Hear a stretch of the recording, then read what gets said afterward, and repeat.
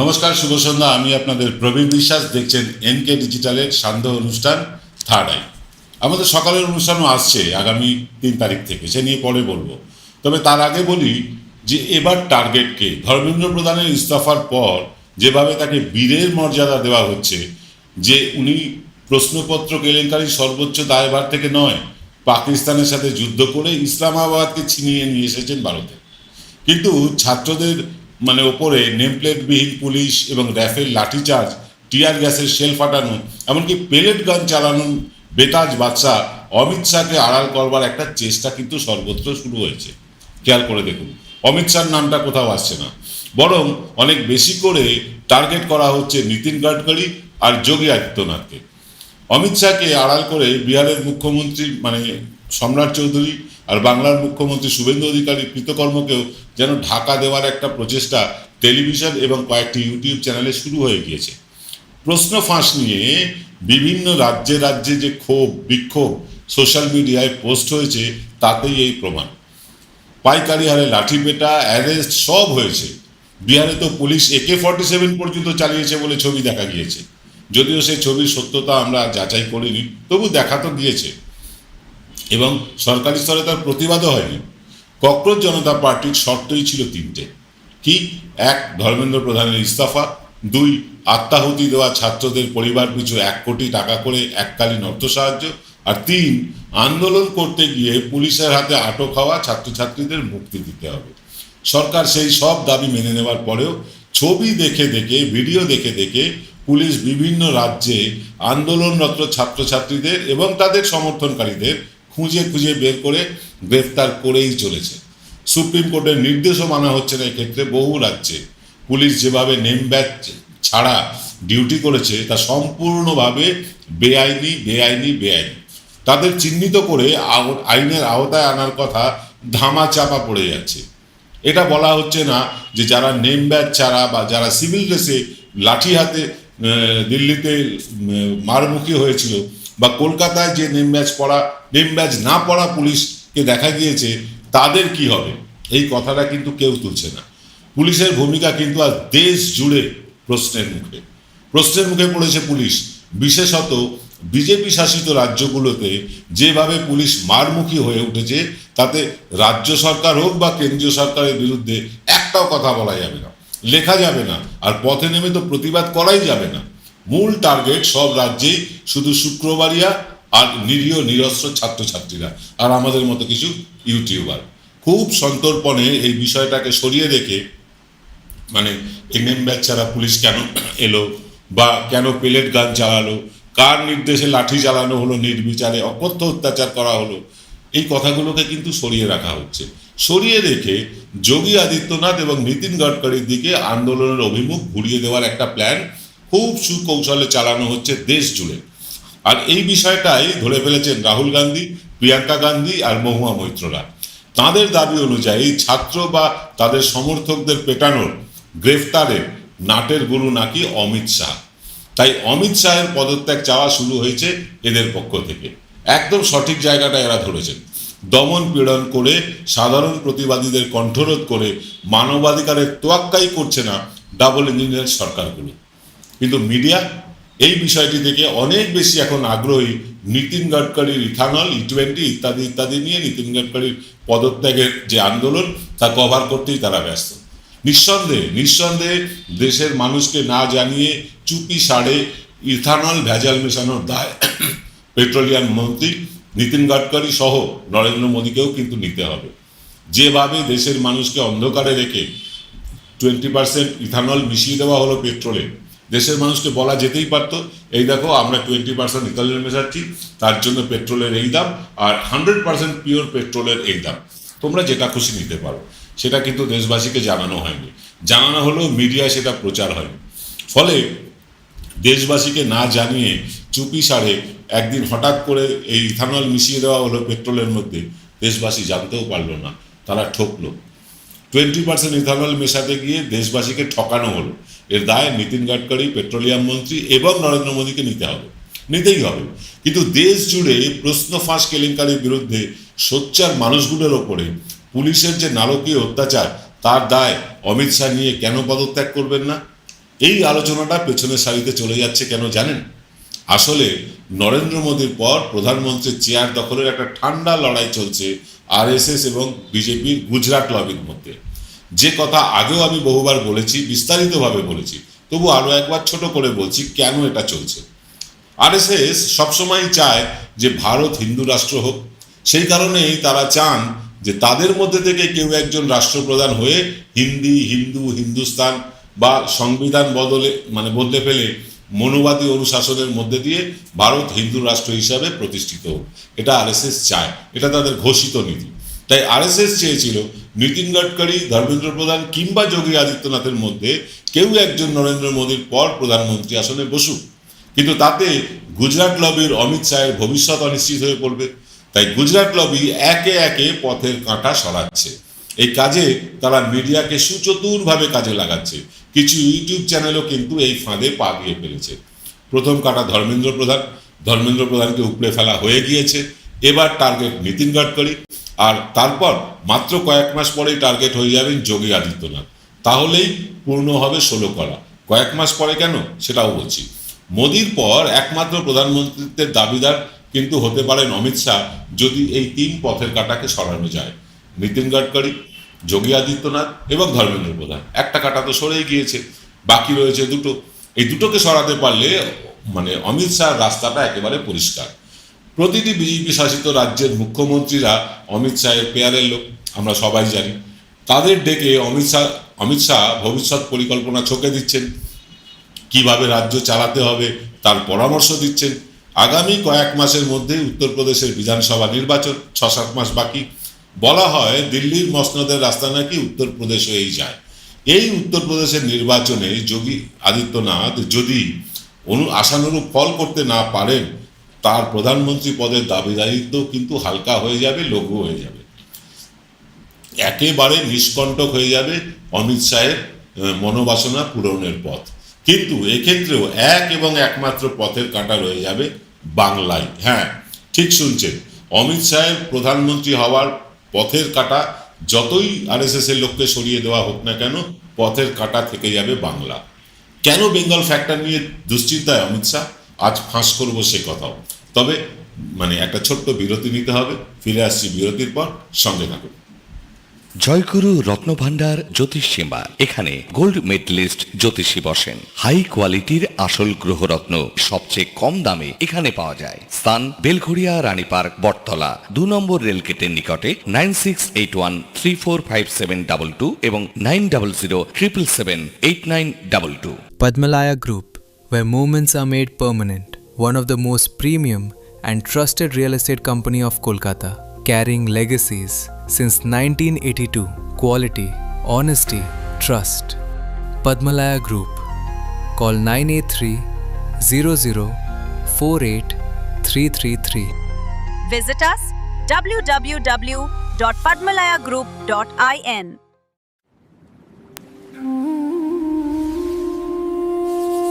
NK ডিজিটালের পর এবার আসছে বংবাদ।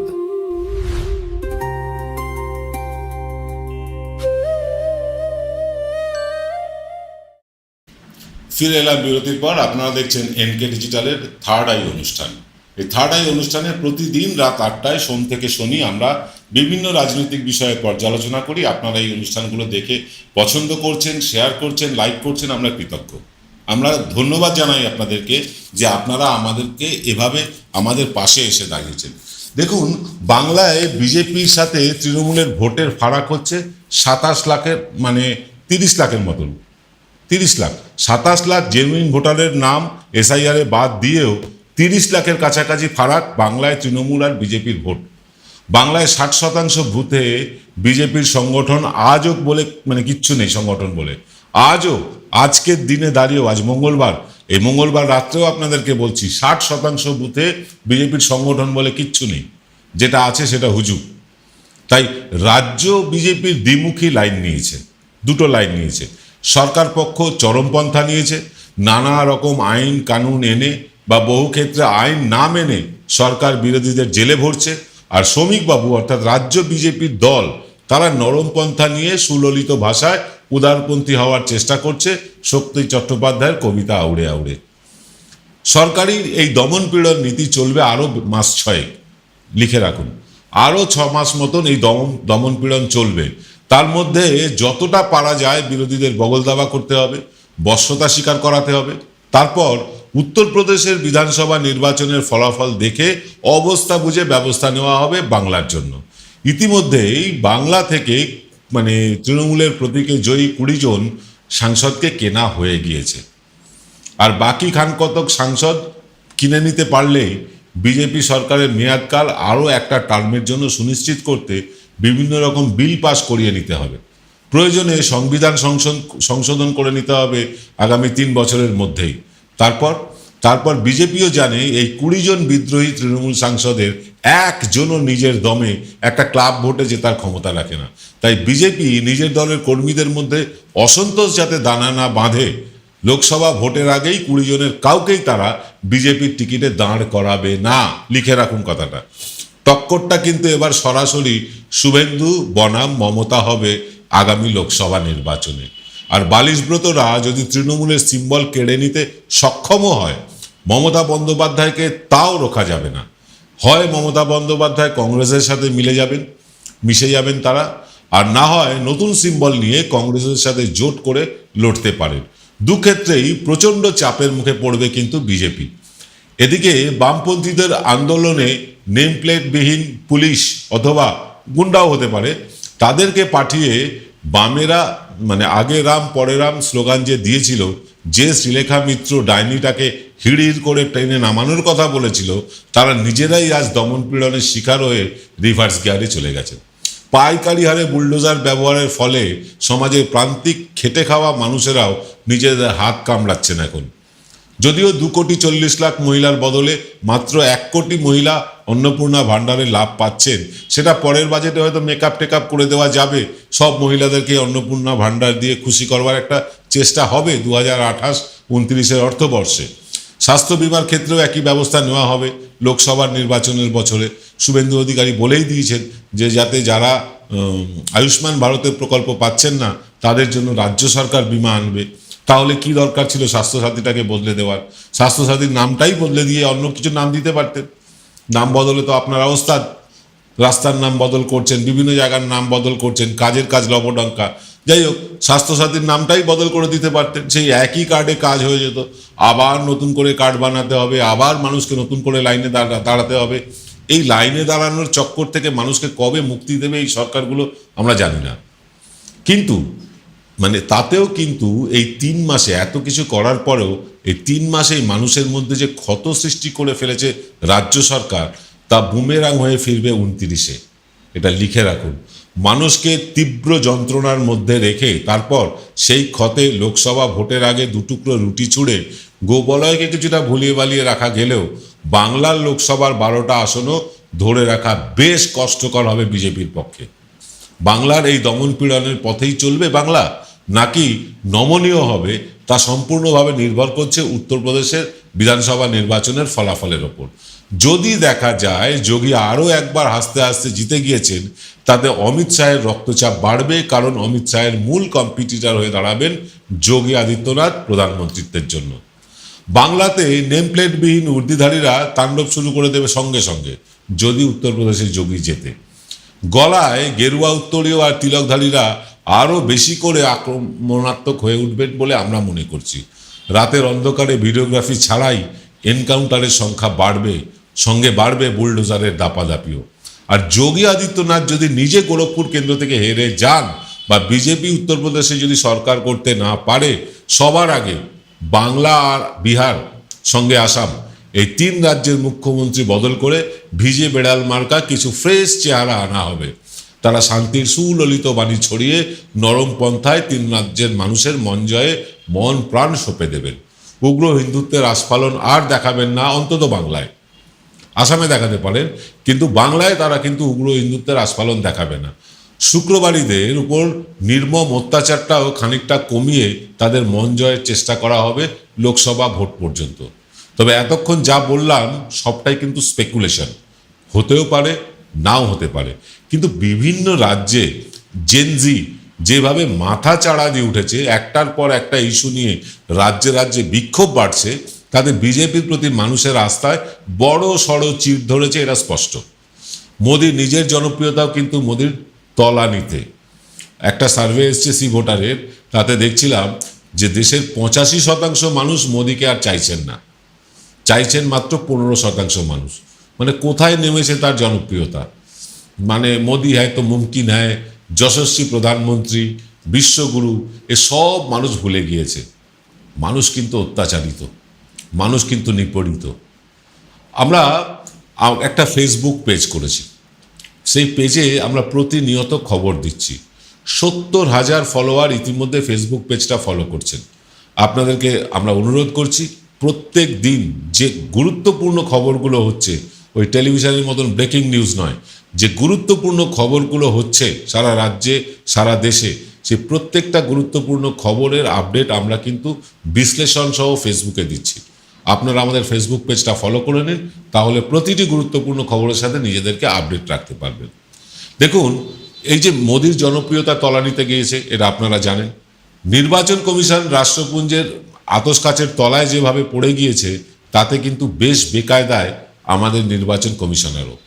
যেভাবে গদি মিডিয়ার বিরুদ্ধে জনরোষ বাড়ছে, আমি কথা একদম স্পেসিফিকভাবে বলছি, যা দেখছেন বিভিন্ন জায়গায় মিডিয়ার ওপর অত্যাচার হচ্ছে, সাধারণ মানুষ বিক্ষুব্ধ হচ্ছে, এটা আমি বিক্ষুব্ধ বলবো না, অত্যাচার বলবো না, এটা জনরোষ। যেভাবে ডিম ছোড়াকে মিডিয়া জনরোষ বলেছিল, আমিও মানুষের এই বিক্ষোভকে জনরোষই বলবো। বিচার ব্যবস্থায় অনাস্থা মুছে চরমে, বিচার ব্যবস্থার প্রতি মানুষের আস্থা ধীরে ধীরে কমতে শুরু করেছে। এইসব করেও, সব মেশিনারি কাজে লাগিয়েও, যেমন গত লোকসভা ভোটে বিজেপি মাত্র 38% ভোট পেয়েছিল, এবারে কিন্তু সেটা আরও 4-5% কমে যাবে। হ্যাঁ, 38% থেকে 4-5% কমবে। যতই তৃণমূলের 20টা এমপি নিয়ে নিক, তাতেও লাভ হবে না। তবে বিরোধী দলের নেতারা নিজেদের ইগো ছেড়ে এক ছাতার তলায় আসতে পারবেন কিনা, সেটাই এখন লাখ টাকার প্রশ্ন। তবে আগামী নির্বাচনে বিজেপি একক সংখ্যাগরিষ্ঠতায় আরও একবার ফিরতে না পারলে, আবার জোড়াতালি দিয়ে হয়তো যে সরকার করার চেষ্টা করলে, সেটা কিন্তু এবার আর সফল হবে না। কারণ সবাইকে খেপিয়ে তুলেছে সমস্ত বিরোধী দল, এমনকি বিজেপির যারা শরিক দল, তাদেরকেও বিজেপি খেপিয়ে তুলেছে। বিজেপিকে সমর্থন করতে কেউ এগিয়ে আসবে বলে মনে হচ্ছে না। আর অমিত শাহের স্বপ্নই থেকে যাবে মনে হচ্ছে। আর তাহলে ডাবল ইঞ্জিনের সরকারের মাথায় বসে থাকা অমিত শাহের যারা অনুগামী আছে, তাদের আসন টলমলো করতে শুরু করবে। এই ব্যাপারে আপনারাও আপনাদের কমেন্ট জানান কমেন্ট বক্সে। প্রত্যেকটা কমেন্ট আমি ব্যক্তিগতভাবে গুরুত্ব দিয়ে পড়ি। আপনারা কমেন্ট করে আপনার মতামত জানান, তাহলে পরবর্তী অনুষ্ঠান করতে আমাদের সুবিধা হবে। আর যদি ভিডিওটি আপনার ভালো লেগে থাকে, তাহলে লাইক শেয়ার করে ছড়িয়ে দিন সবার কাছে। সাবস্ক্রাইব করুন, আমাদের চ্যানেলটি সাবস্ক্রাইব করে আমাদের পাশে থাকুন। আগামী 3রা আগস্ট থেকে শুরু হচ্ছে আমাদের দ্বিতীয় চ্যানেল বংবাদ। দ্বিতীয় চ্যানেল সোম থেকে শনি প্রতিদিন সকাল 8টায়। সেখানেও থাকবে এরকম রাজনৈতিক বিশ্লেষণ আর সাম্প্রতিক ঘটনাবলীর নিরপেক্ষ পর্যালোচনা। যারা আমাদের আর্থিক সাহায্য পাঠাতে চাইছেন, তাদেরকে আমরা একটা এই কিউআর কোড দেখাচ্ছি। এই যে কিউআর কোডটা দেখতে পাচ্ছেন, যারা আমাদের আর্থিক সাহায্য পাঠাতে চাইছেন, বিশ্বজুড়ে বাংলা এবং বাঙালির আওয়াজকে আরও প্রসারিত করতে চাইছেন, তারা এই কিউআর কোডটি স্ক্যান করে যতটা সম্ভব আর্থিক সাহায্য করে আমাদের পাশে থাকুন। কারণ আমরা দ্বিতীয় চ্যানেল শুরু করছি, দ্বিতীয় চ্যানেল শুরু করতে প্রচুর অর্থের প্রয়োজন। আপনাদের কাছ থেকে আর্থিক সাহায্য পেলে আমাদের কাজটা করতে সুবিধা হয়। এবং এই যে আপনারা আর্থিক সাহায্য পাঠাচ্ছেন, তার ফলে কিন্তু আমরা এরকম প্রতিদিন এপিসোড আপনাদের সামনে নিয়ে আসতে পারছি। আপনারা পাশে আছেন বলেই কিন্তু এনকে ডিজিটাল চলছে, আর শুরু হতে চলেছে বংবাদও। আজ এই পর্যন্ত।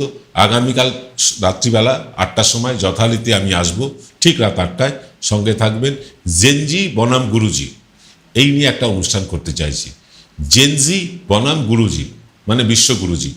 এই নিয়ে কিন্তু একটা খুব গুরুত্বপূর্ণ অনুষ্ঠান করতে চাইছি আগামীকাল রাত 8টায়। আপনাদের সকলকে আমন্ত্রণ জানিয়ে শেষ করছি আজকের মতন। সকলে ভালো থাকবেন, সুস্থ থাকবেন। শুভরাত্রি।